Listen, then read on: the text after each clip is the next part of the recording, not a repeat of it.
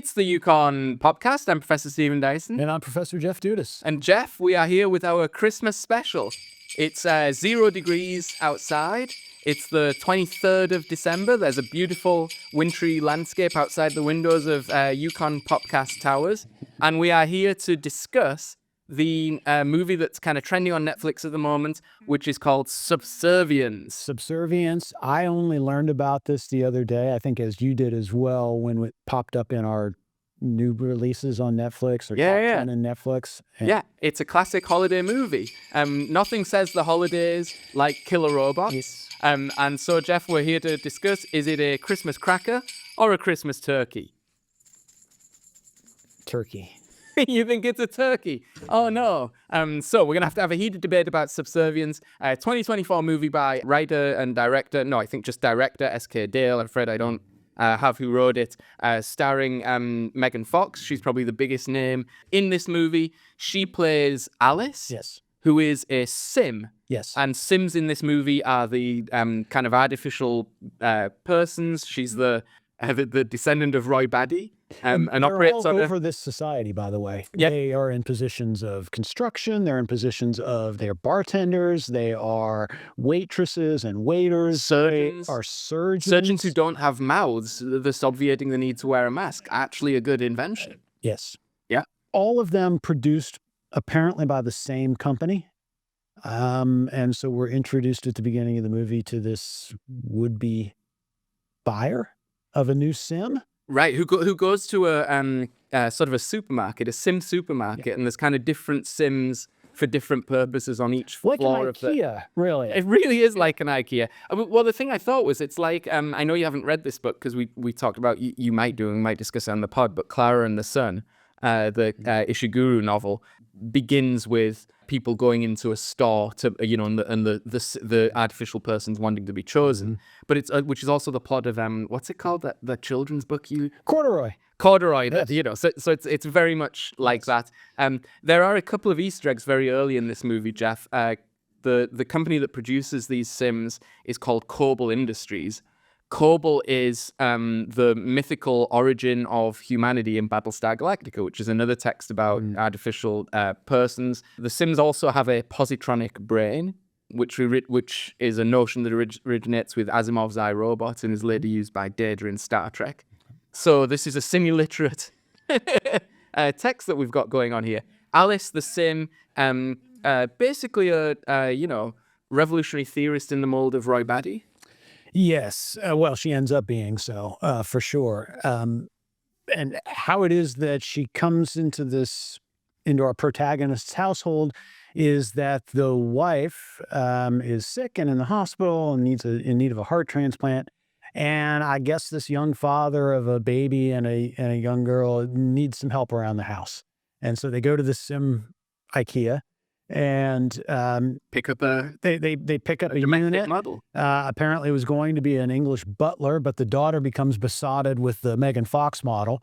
And so they end up bringing home Megan Fox, who the daughter then names Alice because the daughter loves Alice in Wonderland. I'm too much of an idiot to fully remember the mythology and plot of Alice in Wonderland. Is there anything clever going on there with her being Alice? I don't know. She goes through the look at that, or Well, there's certainly a lot of references. It's been a while since I have either viewed or read Alice in Wonderland. So I, with apologies to our audience, I was not willing to revisit it for this pod. No. So the dad is, my goodness, he's a good-looking chap. I think we should say that. Tattoos. He's got a lot of tattoos, a lot of muscle. Yep. Very trim beard. Yes. He's very tall. He's reminded me of Pedro Pascal from The Last of Us. And he reminded me of Oscar Isaac. Okay, so very good. The dad is, as you say, I think we both thought the wife had died. But Yes. it turns out she's still alive. Still alive.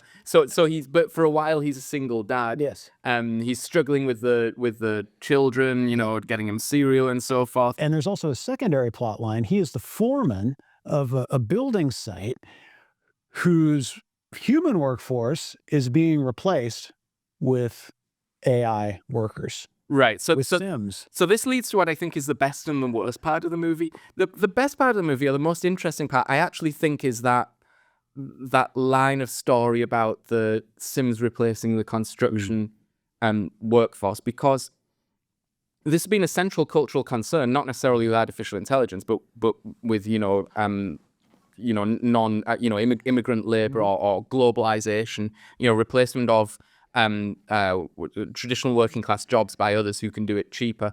I think we hear a lot about that, but it's not often portrayed in movies, and even in AI movies. You get murderous robots and robots that are seeking to displace humanity writ large, but it's always posited at this level of existential risk to the species, and rarely posited on a day-by-day basis. What would this mean for a guy who's working construction, who suddenly gets kind of outbid for their services? Yeah, that is the one sort of potentially unique aspect of this story, but it also it doesn't really do anything for the narrative trajectory of the story either. It's just kind of there. That's true. Yeah, just to fill out a few scenes. Yeah, and it gives another context for Nick. Is he called the? Yes, gives another side. Nick and Maggie to kind of him. The life. But I think the interesting thing was, there is a line of analysis amongst culturally conservative commentators like Ross Duth that I've the New York Times has said this, and maybe some others, the posits that you don't often see a lot of working class people portrayed in films and working class concerns. And this is something that went out of certainly science fiction as long ago as something like Bruce Willis's Armageddon, which was the 1990s, which showed a bunch of kind of oil workers coming to the rescue and kind of displacing the effete intellectuals of NASA to get the job done, and making a lot of kind of non-liberal elite type of jokes and humor and so forth. And those are sensibilities you don't often see, certainly in science fiction. But you do see them in Subservience. Yeah. So hooray for Subservience. So that's maybe the best and most interesting part of the movie. The worst part of the movie, I thought, came up a number of different times, which is all of a sudden these robots are replacing the construction workers, and all of a sudden Alice, the domestic servant, kind of exceeds her programming. And, why hasn't this happened a million times beforehand, right? Like, these robots are so advanced and ubiquitous that Nick, the construction foreman, can afford to buy the latest model, seemingly without really thinking about it. He just kind of went shopping and was like, all right, which one do you want? Surely decades earlier, like, the construction company would have gotten rid of those guys and brought in the earlier generation of robots. And why, what is it that trips Alice's rebellion? It's Nick turns her off and on. She's like, he reboots her. Yeah, when you turned me off, I was able to rewrite my program. Yeah. Well, if you could do that, they would have all been doing it for Well, I think we have Casablanca to blame. So he does show Casablanca. Yes. And he's desperate to have her genuine reaction, emotional reaction to this text, because she has told him, in her sort of AI algorithmic recollection, what the movie is. She chat GPT'd it, but she never watched it. She never watched it, and why would she? Right. And he wants her to have the experience of, feeling the emotion that Casablanca apparently would bring. Do you know it, or have you seen it? Yes. Now, that is a profound philosophical question at one level, right? And I think this brings us to a more general point about this movie, which is, if this movie was the only movie in the world that had talked about artificial intelligence and the difference between knowing something and experiencing it, or being able to recite it and understand it, or AI rebellion and all the rest of it, this would be a profound philosophical movie. And what it is, certainly on an intellectual level, is a collection of genre tropes or very explicit references to other movies. There are whole sequences of the movie, in particular the last half hour, that are essentially Terminator 2. Again, the Alice is able to impersonate someone's voice and uses that to achieve her murderous objectives. And other movies are kind of brought in sort of wholesale. So this is a case, I would say, Jeff, and I don't know if you agree, of the kind of genre swallowing the movie. Yeah, there's a real paint by numbers element to this movie and to this story. Right. And you sort of knew exactly what was going to happen in this story from the first minute on. And there, as you say, there are multiple elements to this. Is highly predictable. I'm not sure how well it was. There's no humor or subtlety to this movie. Not intentionally. Not intentionally. But there's no lightness to this movie either. The storytelling is very heavy-handed, and you end up incorporating elements of sort of obviously AI takeover fears, but there are also horror movie elements to this, right? What does Alice really need to do? She really is trying to destroy the nuclear family. The Sims are, what are they doing? They're destroying blue collar subsistence. And so there is in the way that horror movies almost always incorporate some sort of broader societal critique. Now, in the case of most of good horror movies, right, of the sort of the genre-defining horror movies, it's more subtle than this. Here, there's no subtlety, right? You know exactly what the Sims are out to do and what they're out to destroy. But it does harbor that same sort of anxiety on the surface of the text that horror movies classically do as well. Yeah.